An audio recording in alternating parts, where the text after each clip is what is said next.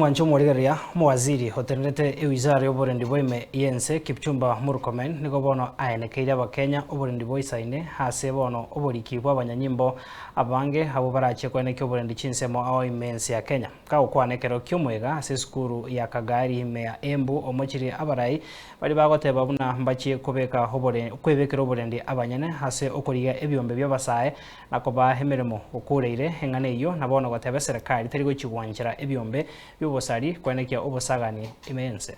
Pia kuna mambo ya police strength. Wengi wenu wamesema muongezee askari hapa, mtuongezee askari pale.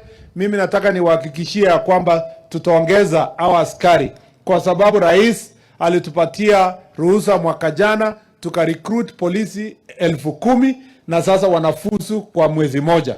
Wakifusu tutakuwa na strength ya kutosha kuhakikisha kwamba tumestrengthen ile police stations zetu yenye tuko nazo. Wakati tunafanya siasa yetu, tuache mambo ya kutumia goons. Hakuna haja, naomba wanasiasa wote, kuna haja kutafuta goons na kusema tuta recruit vijana. Kuna mwingine anaongea hapa ati vijana wa Mount Kenya, nataka nyinyi mjitokeze tukuje tulinde sijui nini. Kenya, watu wa Mount Kenya wamelipa ushuru, watoto wa Mount Kenya wako kwa National Police Service kama watoto wa Kenya mzima. Hakuna mwananchi hapa anafaa kushika rungu ama crude weapons kufanya violence kwa mkutano yoyote. Na hatutakubali. Nikiwa Embu hapa, nikiwa Nairobi, nikiwa Mombasa, hakuna sehemu ya Kenya tutakubali mwananchi wa kawaida ama mwanasiasa kuchukua rungu ati anaenda kujichunga, ati kuchunga polling station, ati kuchunga mwanasiasa. All goons.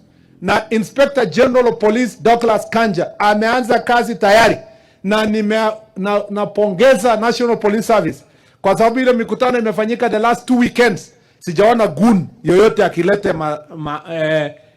shida kwa mikutano yote. Na tutaendelea na mtu yoyote mwenye ata recruit vijana kwa mambo ya violence, we will come for you and we will also deal with the people whom you are going to recruit wenye wanataka kusumbua wananchi. Tunataka every part of Kenya, and there is no exclusive place. Nikiongea nikiwa hapa Mount Kenya, there is no preserved community that is supposed to be using goons when other places police officers are taking charge. Every place of Kenya needs to be protected. Haijalishi ni pande gani ya Kenya. Kila mtu anafaa kupewa security ambayo inatoshana na yeye ili kusonga